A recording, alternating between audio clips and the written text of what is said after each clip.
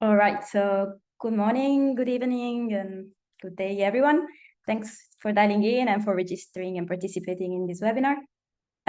This is organized by the Animal Welfare Action Network of GASL, one of the technical action network. So as a bit of an icebreaker, we would like you to answer a couple of questions through the poll just to see who is in the audience and what are your priorities. As a part of the agenda support team, today I will be chairing this webinar, and together with us is Sara Sebastianelli, who is the technical support behind communication. Unfortunately, our chair, Shirley, will not be attending today, but we do have an introduction video that she sent, and it will be part of the agenda of this webinar. We do have a series of excellent presentations about animal welfare and priorities for GASL and for sustainable livestock transformation.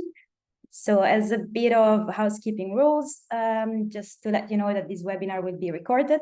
If you have any concern, please let us know through email or through the Q&A. We will have the Q&A option open throughout the webinar. So you're welcome to ask questions at any time.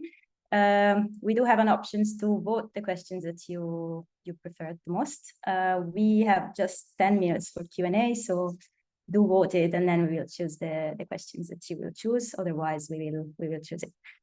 I think this is all from our side. As I was saying, now we have a video from our chair, and then we will have 4 speakers. So I'll start with the video.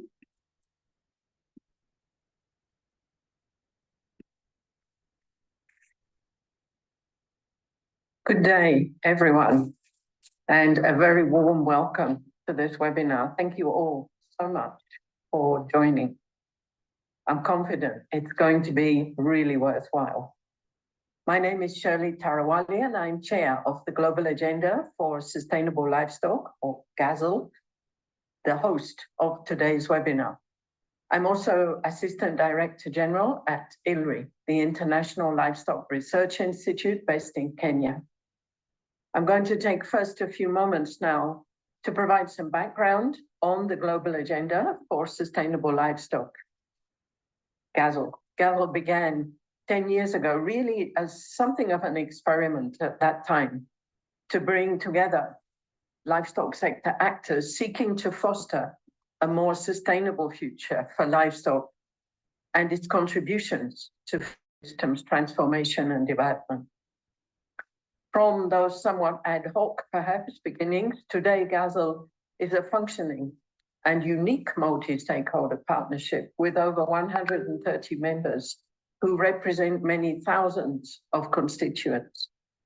And these cover every dimension of the livestock sector, from the smallest backyard one-cow operation, pastoral range-based systems, through emerging new businesses, to large-scale commercial enterprises, producers, processors, covering every region of the world, and bringing together every type of stakeholder: governments, private sector, NGOs, research, investors, civil society, and multilateral organizations.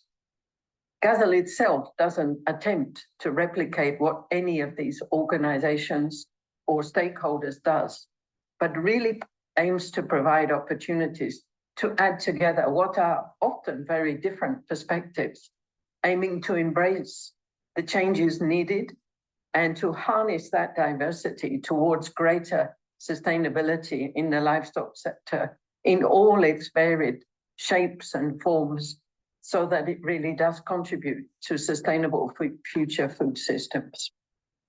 Of course, addressing sustainable development has many dimensions, and the interactions and trade-offs between them must be taken into account, as well as the fact that sustainable livestock contributions and solutions will look very different across the world.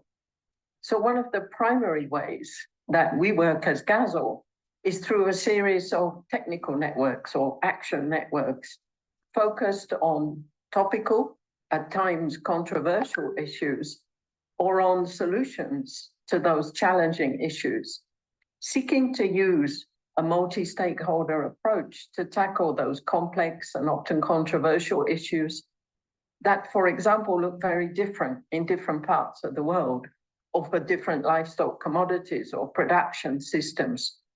Topics that really couldn't be addressed by any single stakeholder group alone, such as research. And one of those networks is the Animal Welfare Network, chaired by Rebecca Doyle, who's led the organization of today's webinar and will be presenting some of the material during the webinar. While providing a specific example of the work of GASL's Action Network on Animal Welfare, today's webinar also is framed in the broader context of sustainable livestock transformation, which we'll hear about from FAO, from AU-IBAR, and from the dairy industry. So the webinar aims to showcase examples of where multi-stakeholder action, such as supported by GASL, is and can contribute to transform livestock systems. And as we think about that, animal welfare is a key element of sustainable livestock transformation. And while that's been increasingly recognized by multiple global bodies, perhaps sometimes it gets overlooked.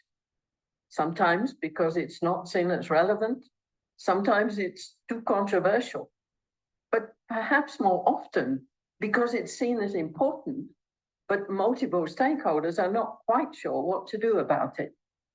So this webinar builds on multi-stakeholder work from GASL to highlight opportunities and actions for diverse livestock sector stakeholders to incorporate animal welfare actions and investments in their programming in ways that contribute to that broader sustainable livestock transformation agenda. It's a multi-win situation.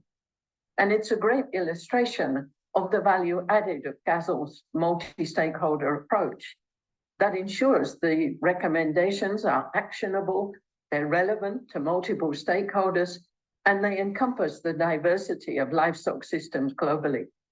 The work that will be presented has been, as I said, undertaken by one of those multi-stakeholder action or technical networks focused on animal welfare. And the approach is to use that multi-stakeholder engagement to generate robust policy and practice recommendations for action. So I believe we'll hear about animal welfare in relation to all the dimensions of sustainability as recognized by the Sustainable Livestock Transformation Framework, by the COAG Subcommittee on Livestock, as well as, of course, as GASL itself, including food security and nutrition, inclusive economic growth, One Health and One Welfare, and natural resource use and climate change adaptation. I'm not going to repeat what you'll hear from the experts in this webinar, just to stress as I conclude that being intentional about addressing animal welfare as part of broader livestock sustainability actions and considering possible trade-offs can lead to better outcomes. Thanks to Rebecca and to the GASL support team for organizing this, to our speakers, Thanawat, Dr. Huyam, Brian, and of course, Rebecca. I'm sure it's going to be fruitful and insightful. Thank you very much. Great. After this very key point from our chair, as nicely explained, we do now have a presentation from Dr. Thanawat Jensen. He is the director of FAO Animal Health and Production Department, and he is going to explain the FAO framework for sustainable livestock transformation. Over to you, Thanawat. Okay. Thank you very much, Lavinia and Sarah, and also thank you for the opportunities that Global Agenda for Sustainable Livestock, or GASL, for your invitations to give me this space to share what FAO thinking, what FAO going to work hand in hand with global agenda for sustainable livestock. And as many of you, I have seen that right now we have around 110 participants who joining this webinar. And actually, before I join you, we also have a small group meeting with all panelists and speakers. And I asked my colleagues, and I learned that all speakers will have a PowerPoint presentation. And that's why, since other colleagues already will give you more information, what they are thinking, and then my talk, I will go with no PowerPoint presentation. I would like to share with you from last year. Many of you have heard about Sustainable Livestock Transformation Initiative,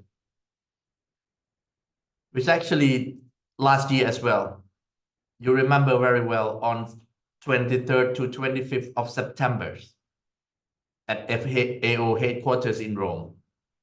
It's the first time that we organized a global conference on sustainable livestock transformation. We invited ministers, high-level policymakers, producers, farmers, research institutions, constituencies, member states, governments, to discuss what is the future of livestock sectors. And if we need to transform, what is our directions? And that's why the outcome of the Global Conference on Sustainable Livestock Transformation in September last year, we also give you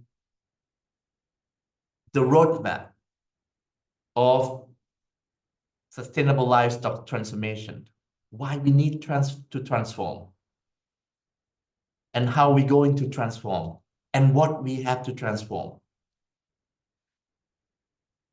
As all of you working in livestock sectors or agri-food system, you know very well that over the past 2 or 3 decades, livestock sector has been criticized quite a lot, especially today. If you go any meeting, you're talking about livestock. If we go to any meeting who are talking about greenhouse gas emissions, climate change, livestock is always a bad guy. And that's why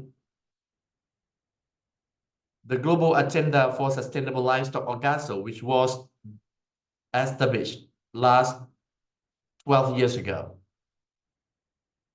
At that time, we didn't talk much about sustainable livestock. We didn't talk much about greenhouse gas emission, but it's a starting point. But today, since there's so many changes happening over the past decades, it's a time for livestock sector to talk about sustainable livestock transformation. And we have, during the global conference, we have an opportunity to discuss with you about the framework of sustainable livestock transformations, what we're going to continue. And that's why many of you have heard about 5 pillars, how we're going to build more sustainable, efficient, inclusive, and resilient livestock sector for all. And that's why all the 5 pillars that I have presented to all of you before during the global conference will continue. Especially next week, during the FAO COAX subcommittee on livestock, we will discuss about sustainable livestock transformation framework. What is the framework of transformation of livestock sectors? And what is the next step that we want to see? How are we going to build the roadmap and global plan of action for sustainable livestock productions? How livestock which actually is a part of agri-food system, can continue to contribute for food security, nutritional securities, building livelihoods, empowerment of people, economic growth, and others. Because today, when people talk about livestock, a lot of noise, a lot of criticism about contribution of livestock sectors to greenhouse gas emission. But we forget to talk about the contribution of livestock sectors to economic growth, inclusive economic growth, social protections, and other aspects in terms of bio-circular economies and others. And that's why today here at FAO, and also together with all other stakeholders, including Global Agenda for Sustainable Livestock, how are we going to build science and evidence-based narrative? How are we going to have a new narrative for livestock sectors? How are we going to have a new narrative for sustainable livestock production? And that's why Global Agenda for Sustainable Livestock will play an important role as multi-stakeholder platform. Because we need to get all information. We need to get your views.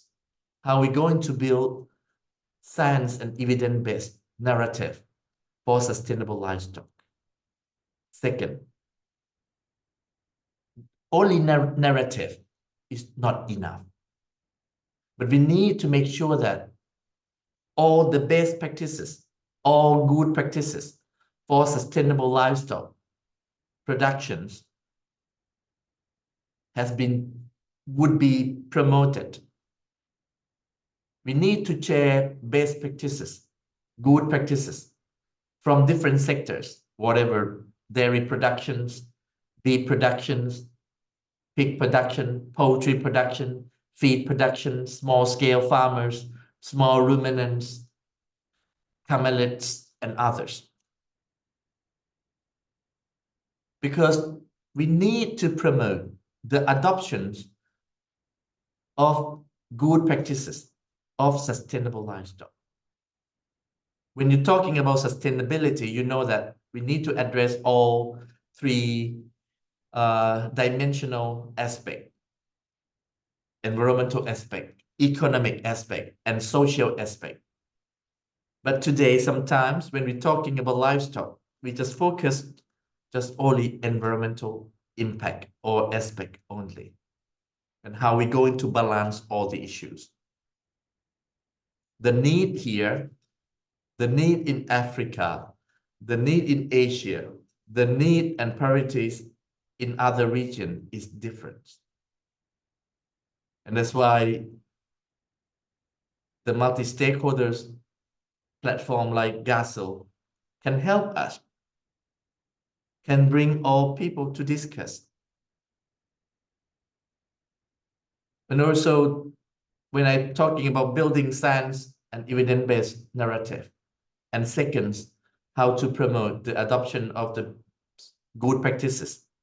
The third one, how are we going to promote the implementation of policies and also to increase the investment for sustainable livestock production.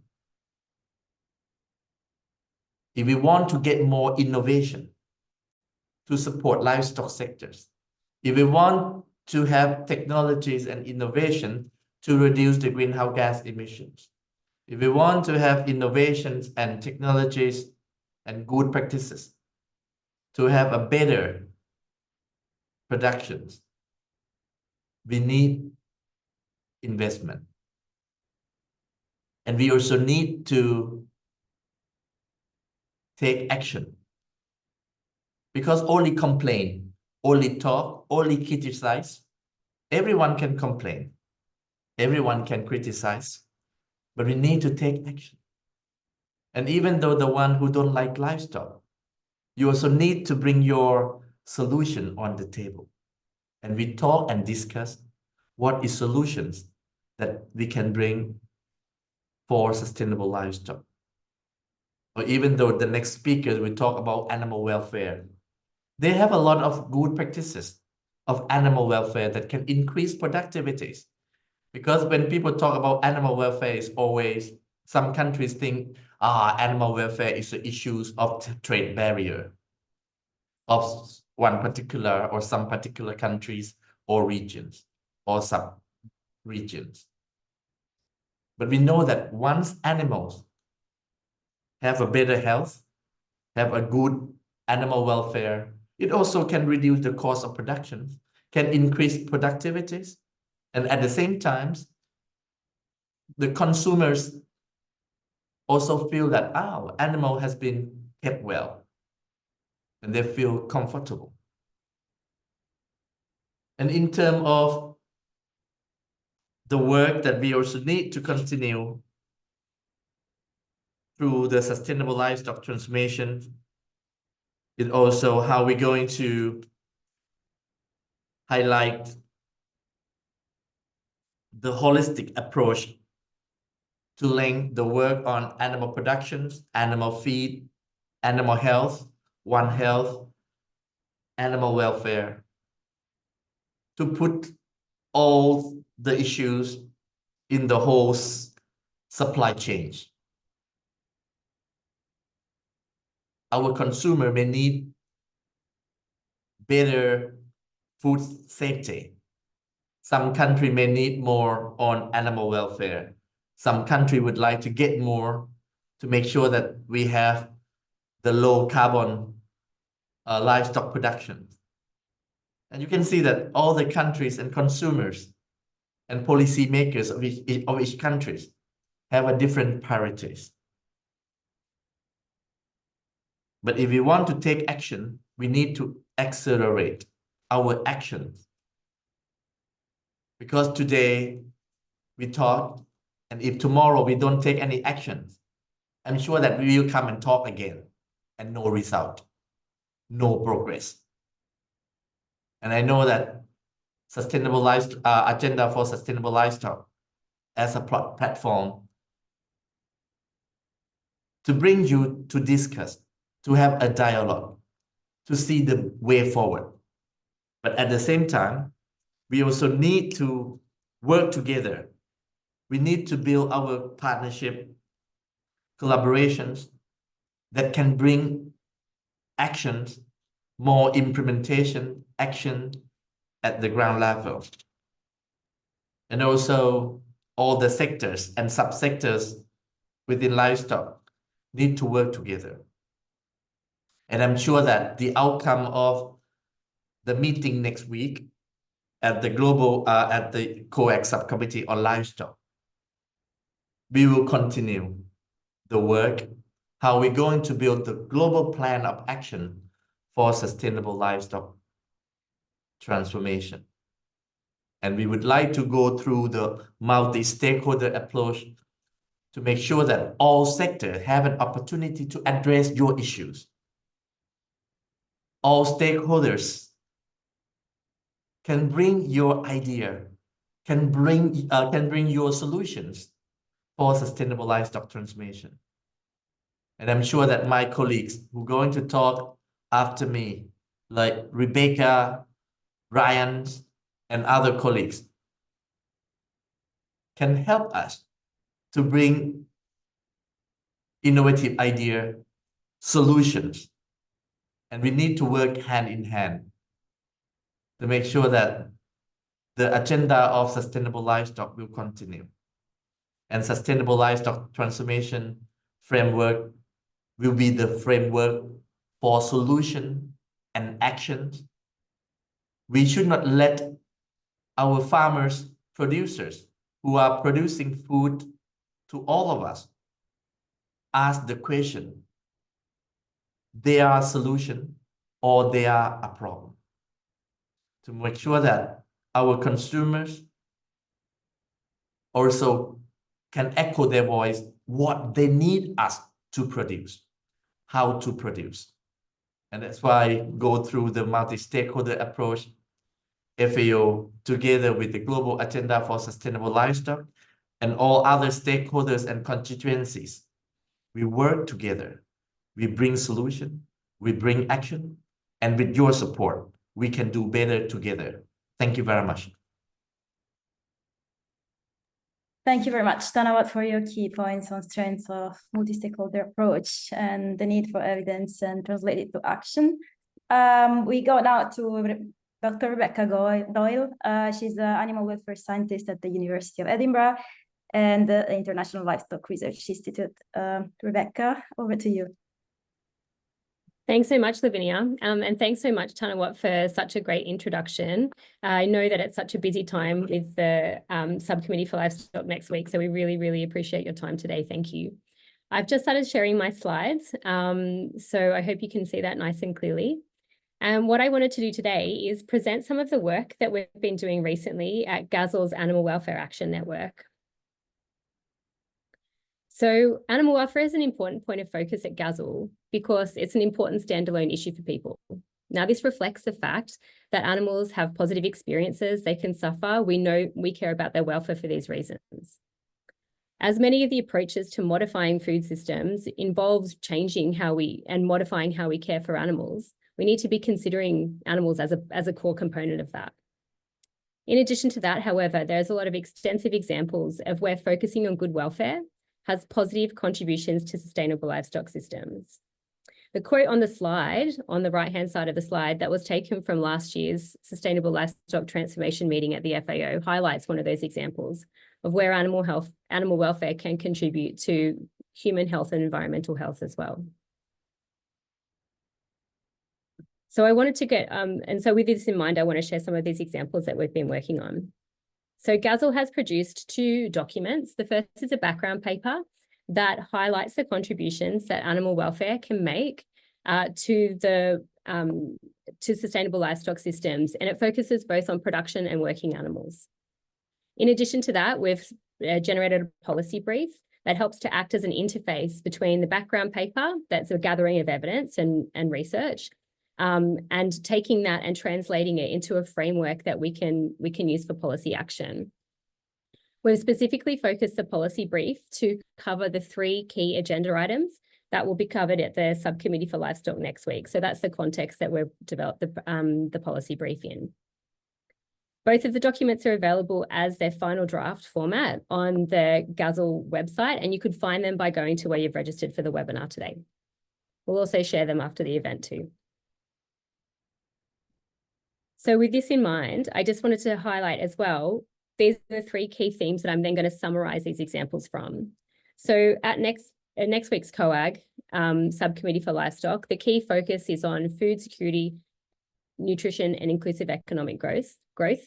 There's also a key feature on One Health, so looking at animal, public, and environmental health through that lens.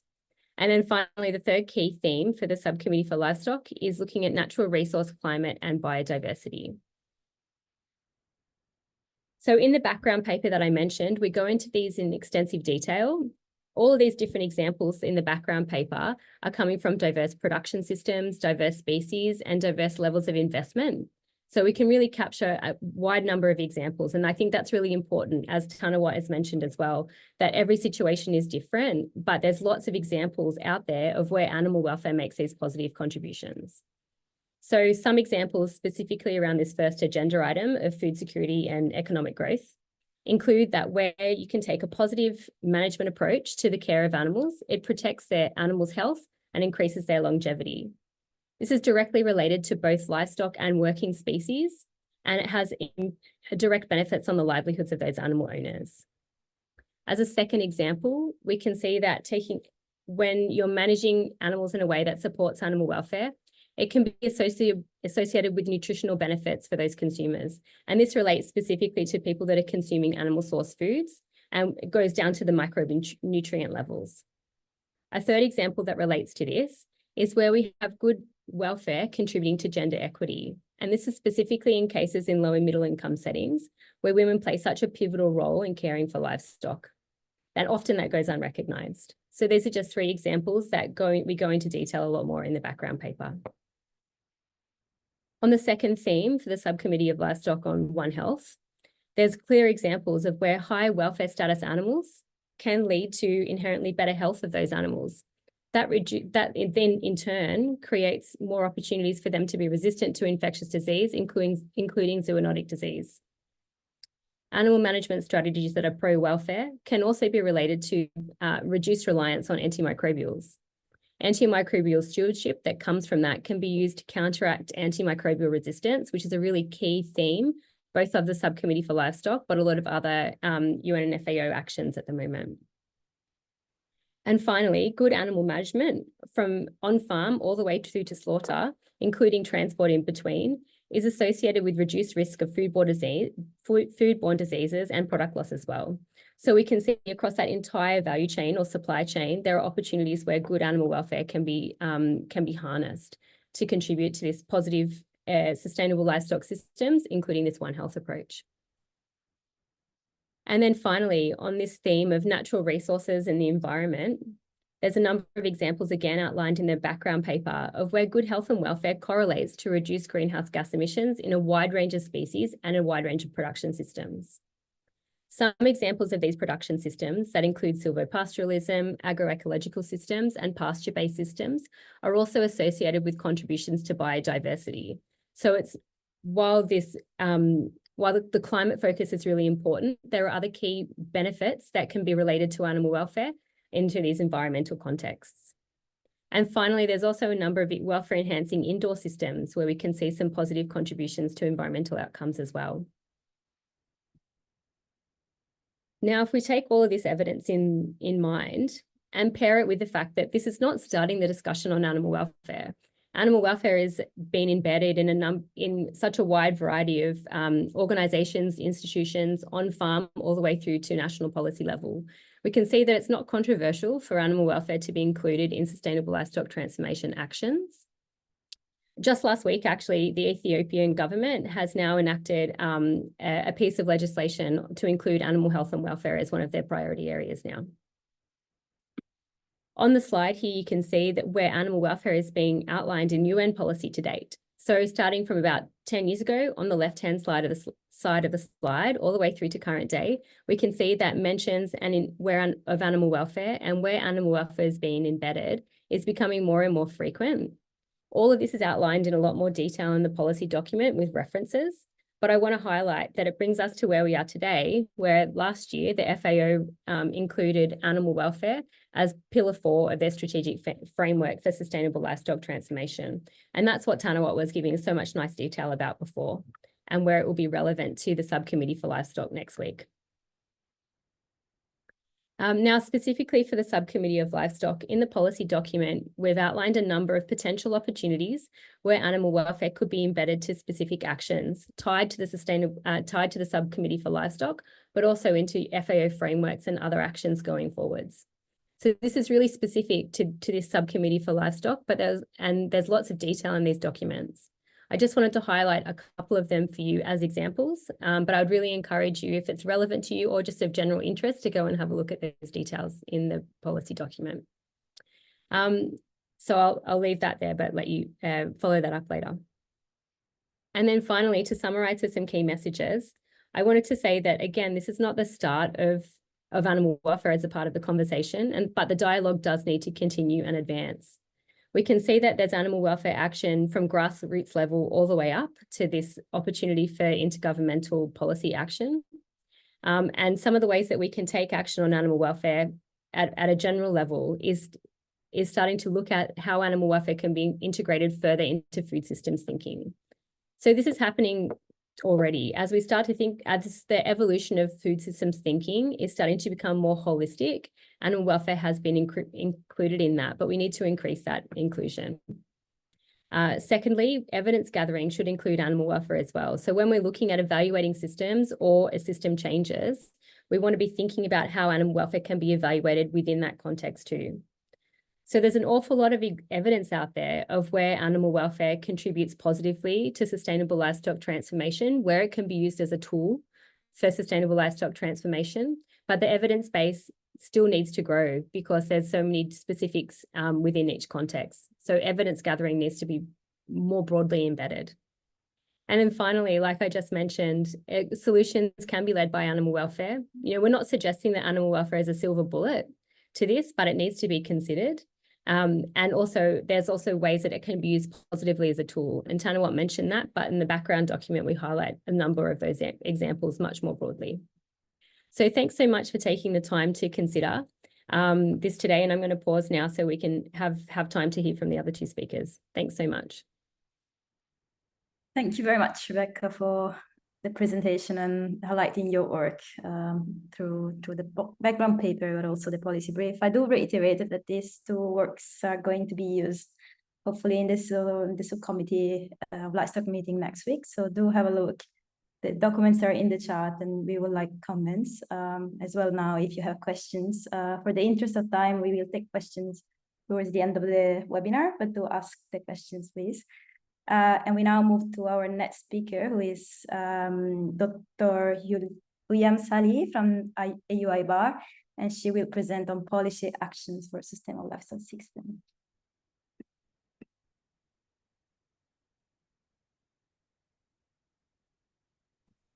Yeah, thank you so much, Lavinia. Thank you for the GASL team for organizing this webinar and inviting me to speak on the policy action for sustainable livestock systems in Africa. So I'm trying to move my slides. It's not moving, but yeah. So the first slide, I want to speak about the case of Africa and why we need to transform our livestock. We have three major drivers for transforming our livestock. The first one is the environmental degradation. Livestock in Africa, they are suffering from the different impacts of the climate change on the continent. And this degradation will lead to long cycles of droughts. And these droughts sometimes also with floods, affecting too much the livestock production in the continent, considering that the majority of production is depending on the soil systems, and they are depending so much on natural pastures and water for their production. The second driver is the disease outbreak, and we can see that how diseases and animal health issues affecting the productivity of the livestock and affecting the sustainability of production for those producers. The last driver that we are mentioning here is the socioeconomic inequalities and how we can consider those disparities for inclusive livestock development to include all, let me say, smallholder scale producers and also youth and women. So we have key policy actions within AU-IBAR we're trying to achieve through them the sustainable livestock development. The first one is integrated policy frameworks, and this is one of the areas mandated by the African Union member states for AU-IBAR to perform. The second is supporting the smallholder farmers, especially when we consider those small-scale holder farmers are 80% of the producers in sub-Saharan Africa. And contributing to the sustainability of water and land management in the continent, considering the pastures and availability of water, and having actions on animal health and animal welfare, which are one of the major constraints in the continent, and addressing all the issues regarding the climate resilience and adaptation in the continent.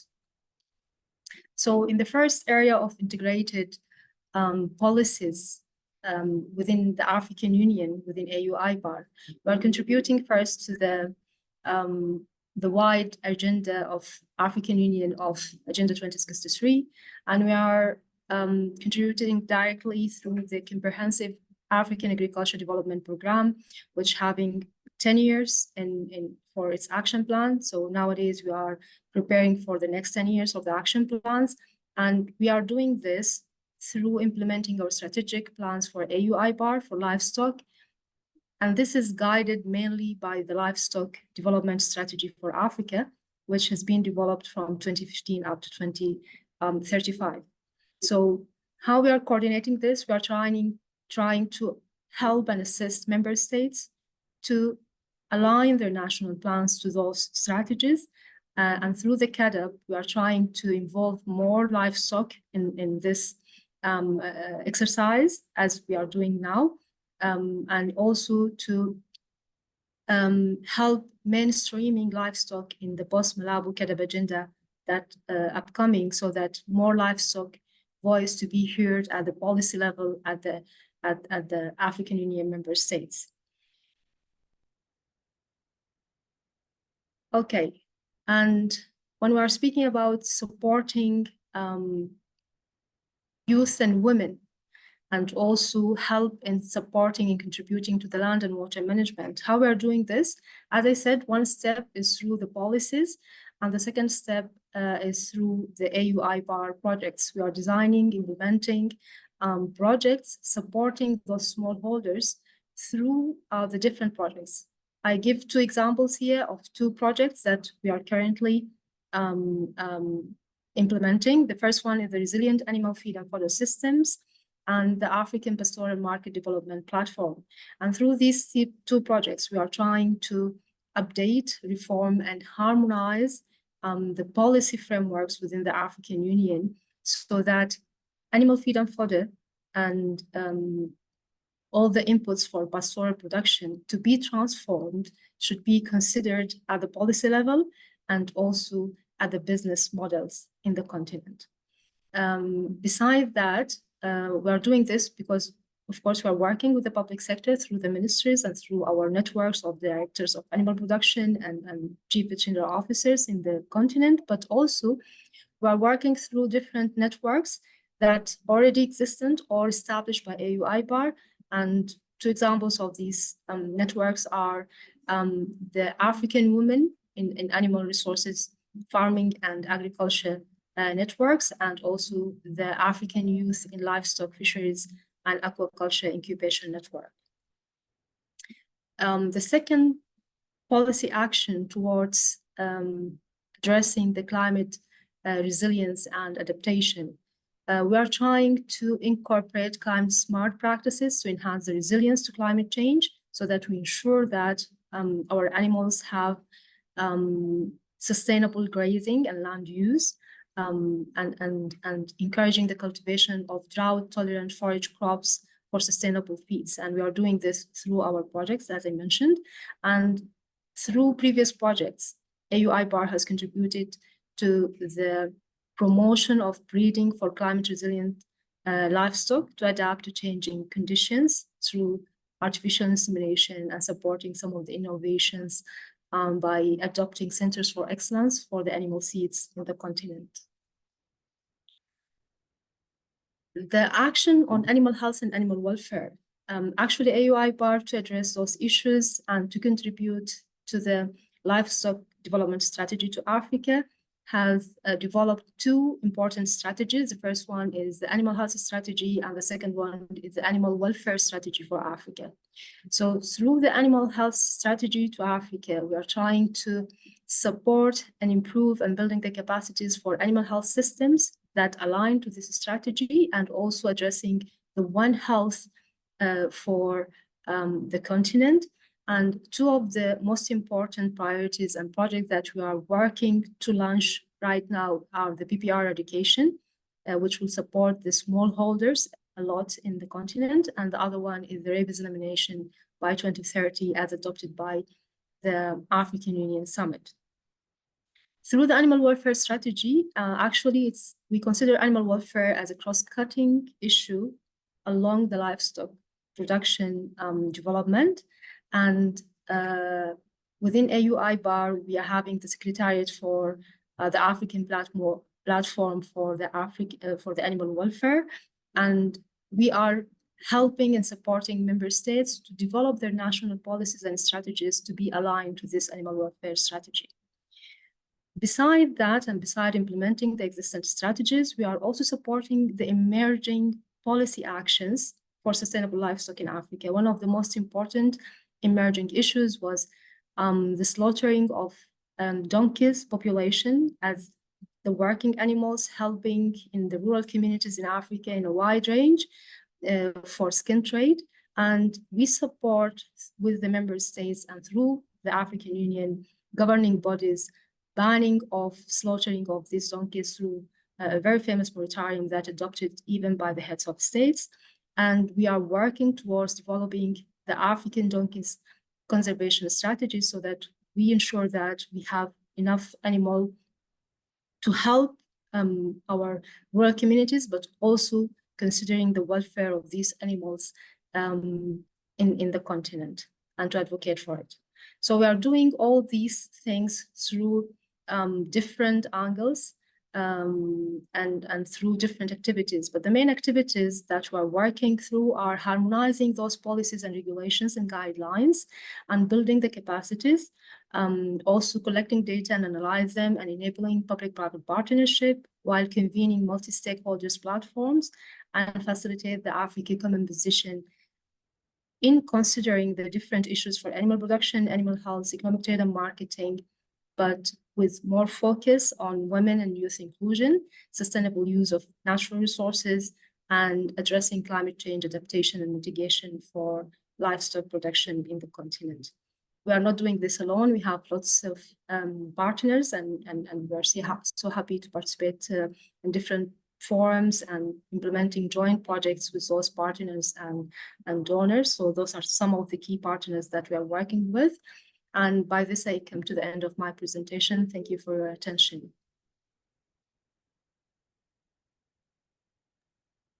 Thank you. Thank you very much. We see no questions so far, I think, but do please type them if you have them. Now we do move to our last speaker. He is Mr. Brian Lisley. He represents the industry and he's going to talk about industry action for sustainable livestock systems. Brian, over to you if you're there. Thanks, Lavinia, and thanks so much to GASL for giving us the opportunity to share with you today some of the learning journey we've been on as the dairy sector with our sustainability journey, but in particular the animal welfare work we do, which is an integral part of that holistic approach that Tanouat talked about earlier. And as Shirley said, the interactions between the different pillars of sustainability are so critical to analysing that holistic approach. Just to give you a bit of context on dairy globally, and these are actually numbers calculated by colleagues at the FAO, whereas the dairy industry is 1 billion people strong. We have 600 million people living on dairy farmers and another dairy farms and another 400 million looking at jobs related to dairy and rely on dairying to give us those jobs. We've got 133 million dairy farmers globally. And importantly, there's 37 million dairy farms run by women and 80 million women working on dairy farms globally. Dairy is number one traded global commodity by value and number 3 by volume. So it puts it in context about the role we have to play with our sustainability credentials and how we need to continuously improve our development and delivery of these things. For those of you who don't know the Dairy Sustainability Framework, it is the industry's monitoring and reporting framework for global dairy across the 3 pillars of sustainable dairy. And our mission statement there talks about we want to see an economically viable and vibrant sector. We're continuously improving. We're in biological systems. They cannot switch a switch and change things overnight. And we need to provide safe and nutritious products, but at the same time, looking at healthy cattle, preserving natural resources, ensuring decent livelihoods across the industry. So this is our way to monitor and see how we're progressing or not. And that way we can work as an industry globally to solve challenges. The Dairy Sustainability Framework is currently reporting progress on 30% of global milk production, which equates to about 52% of global formal milk production. So we're in communication. We have a number of farmers around the world working on sustainability every day, making sure we're driving that sustainability agenda. And if you look at the DSF in terms of its membership, we've got 34 million cows we're managing and caring for in excess of 25 million hectares. And that's at 261 billion litres of milk we're reporting progress on annually.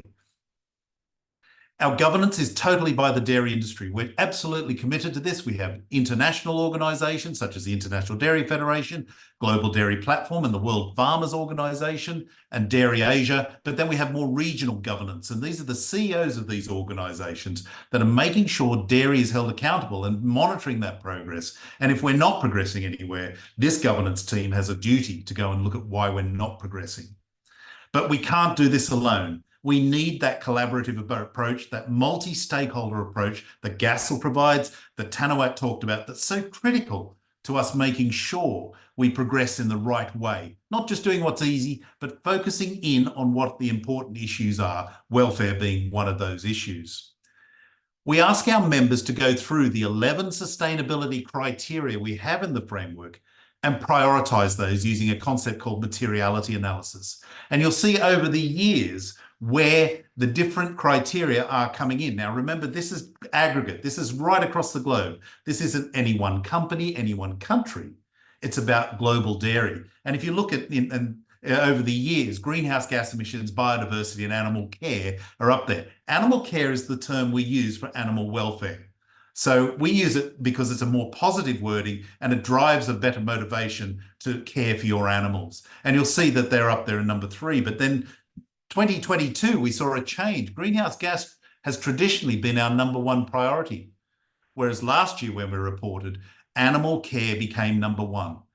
This is 97% of that 261 billion litres that we're reporting on have said, in our unique situation, in our dairy systems, wherever we are in the world, animal care is the number 1 priority that we're going to focus on. The model we employ in the DSF is about, don't try and do all 11. Use the materiality analysis to focus on what are your priority areas where you need to focus. So through a robust scientific approach, animal care has come out number 1 in 2022. We are currently number crunching the 2023 data, and we'll have that available. I want to talk a bit about policy environment and how this is critical to progress. We need to have overarching global ambition for welfare. We need to lift it up the agenda. We often talk about health and welfare, but really what people talk about is health. How do we bring welfare in to making sure that is high on the agenda as well? We need policy to be positive and realistic, help industries move forward to achieve a common ambition. But at the same time, we need to recognise we have a diversity of different dairy situations, as Huyam just talked about, where livestock, and I mean working animals as well as production livestock, they're managed globally and regionally. We need to be innovative in the policy development to help us reach that ambitious challenge we want to increase the welfare consideration in the work we do. We need policy to be flexible to allow countries and regions to adapt the policy to local needs. And that will include the understanding of different stages of industry development across the world. The dairy sustainability framework has to deal with farmers with 1 and 2 cows, but farmers with several thousand cows as well. We need to be flexible so they can adapt and have a place in the framework, in the policy framework. Critical, we need to monitor progress, and we need to actually have that continuous improvement focus in mind. How do we get there? How do we get there in partnership? But above all, let's recognise that animal welfare is a critical component, as Rebecca clearly said in what she presented. It's a critical component of the global sustainability delivery framework. How do we help welfare help us contribute in so many ways because of those interlinkages between the different criteria? Poor welfare can lead to poor health, decreased productivity and performance. And when we're talking on the climate agenda, like our Pathways to Dairy Net Zero program that we have in dairy, productivity and performance is one of the key levers we have to be able to deliver our ambitious climate outcomes. The way we do this in the dairy industry, we have our criteria. There it is, animal care. We have our global ambition. This is what we're trying to achieve globally. Dairy animals are treated with care and are free from hunger. These are the 5 freedoms: hunger, thirst, discomfort, pain, etc., etc. That's what we're trying to achieve globally.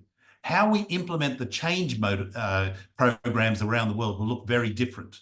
But importantly, we need to monitor progress. Up to date, we're 10 years old now, the DSF.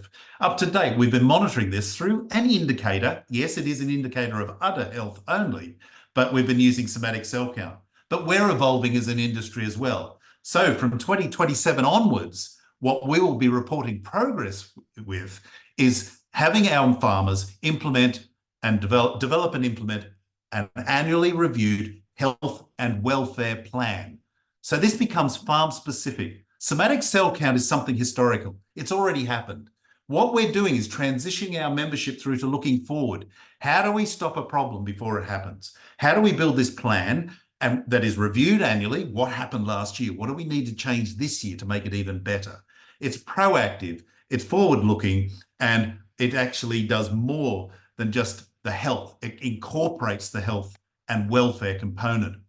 We've developed materials for our members to use, a farm health and welfare template. If they don't already have one, this is what you can use. And this considers biosecurity, the 5 freedoms, which really brings in the welfare component. Is there enough feed face for the animals to feed? Is the environment good enough for them to display normal behavior?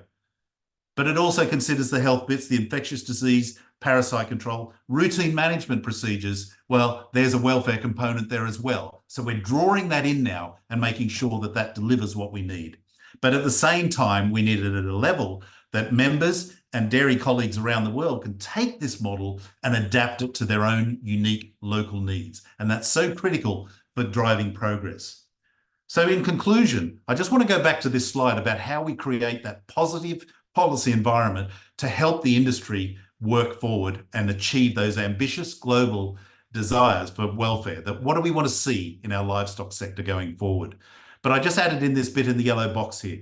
I think it's critical that we have a collaborative approach, because that's how we'll increase the action on animal welfare when we incorporate it in our respective policies, but also the industries delivering programs at farm level. I'll stop there to make sure we've got some time for some question and answer. Thanks so much. Thank you, Brian. I see there is a comment for you that says it's very positive to see the priority of animal welfare in the dairy sector. I do see there is a question for Tanawat. Tanawat, are you there? Yes.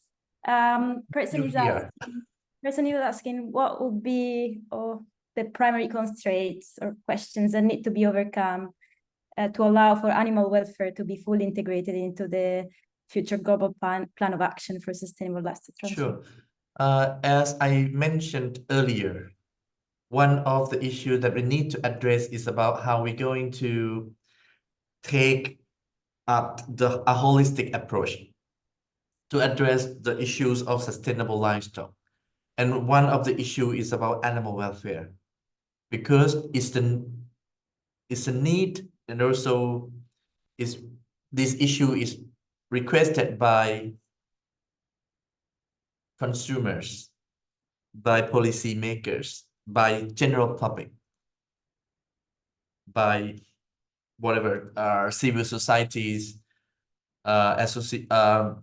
organizations. And that's why all the issue is linked to livestock supply chain. We need to connect all issues together. But I just would like to address, as Dr. Huyam and also Brian's and our speakers who just presented us on animal welfare.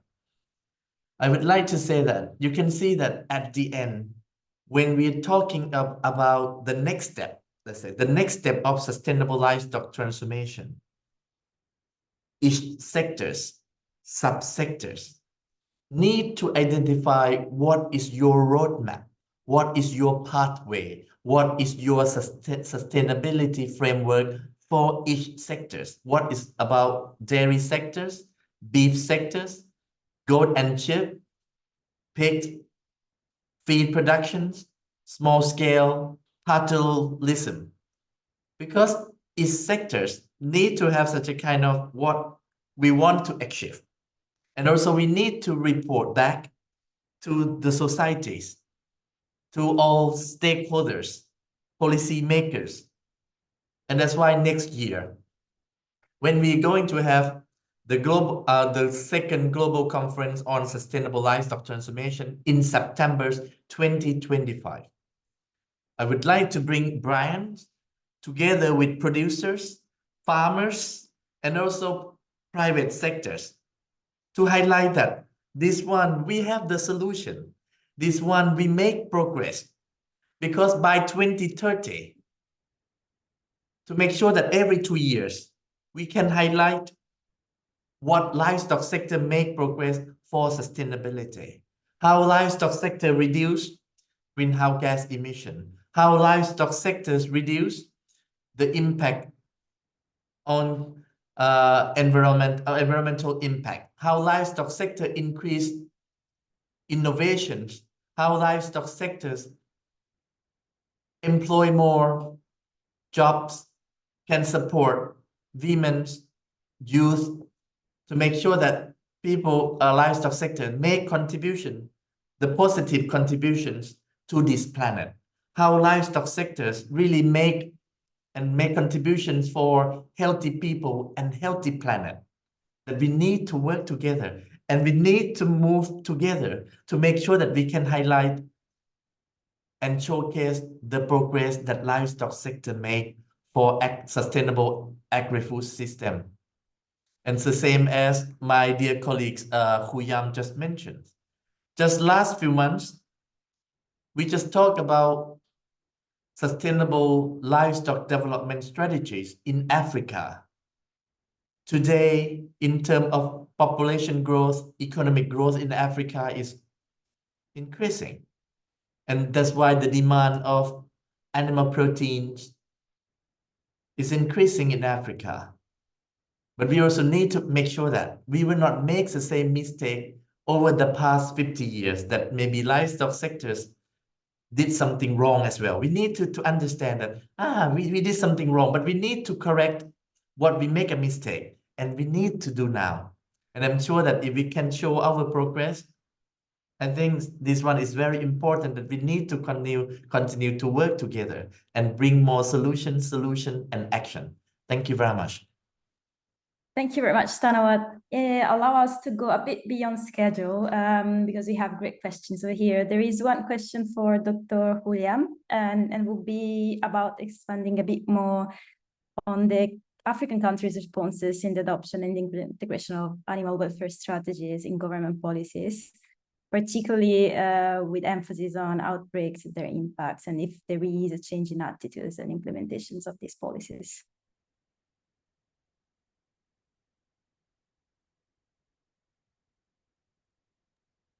Should I reply live or? Yeah, if you could reply live. You have answered by typing or okay. Yeah, I've answered by typing, but I can answer this question. First of all, thank you, Yalika, for the question. Yes, actually, after the development of the animal welfare strategy for Africa, AU-IBAR is trying to help and support with the different NGOs in the continent and outside the continent as well, to harmonize and streamline those this strategy within the national acts and policies for animal welfare. But I will say that there's many countries already having their national policies and plans for animal welfare, and this is well reflected during the annual conference for the animal welfare, which is very good to see more African countries are adopting those policies and plans. So, but having the acts and the policy itself is not the only issue. We need to monitor if it is implemented, what are the impact of the implementation of these welfare national plans on the animal welfare and the country level. And so more monitoring is needed.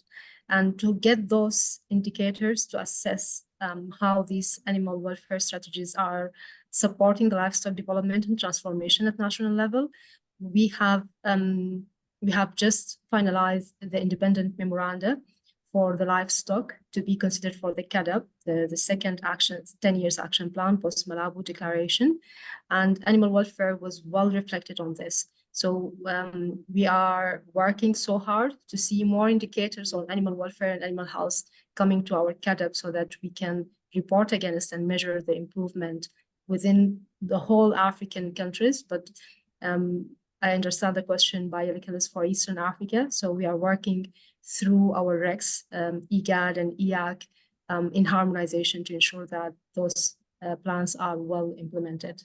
I hope I have answered the question. Thank you. Thank you. Yeah, you did. Let's see if we can get one last question. Maybe for Brian. I saw.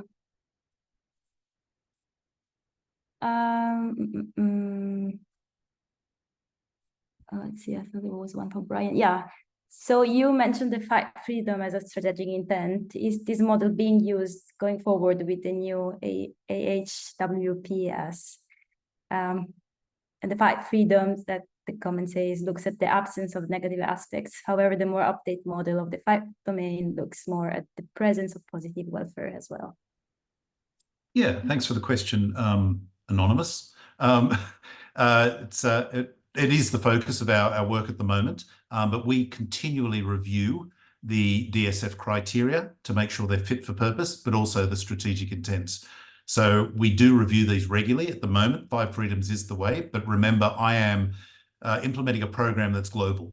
So we need to, for some, they're just starting their sustainability journey, and others have been doing it for 15 years. So we've got to start somewhere with some of them. So we will continue to review our criteria, strategic intents, and our indicators as well.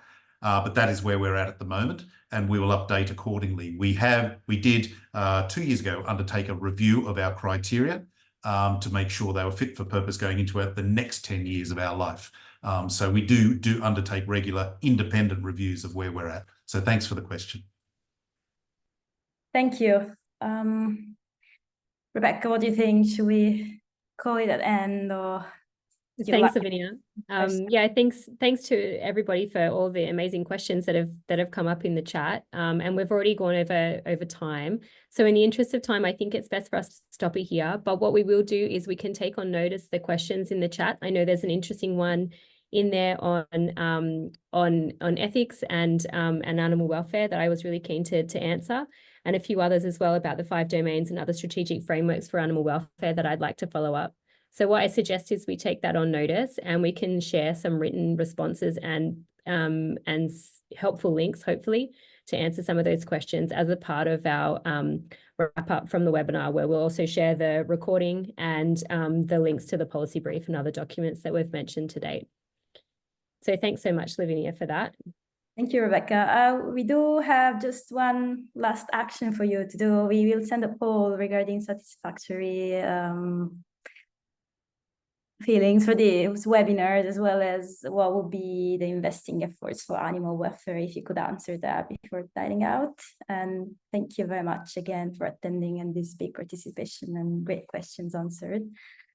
We have had questions about material. We will post it on the website, so go there. And I think we can also send a notification through email for those who registered.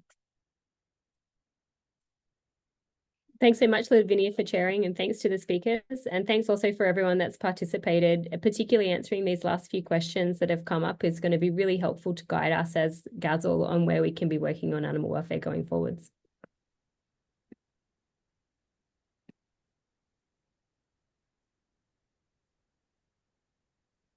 Okay, thank you, everyone. Thank you. Thank you. Bye-bye.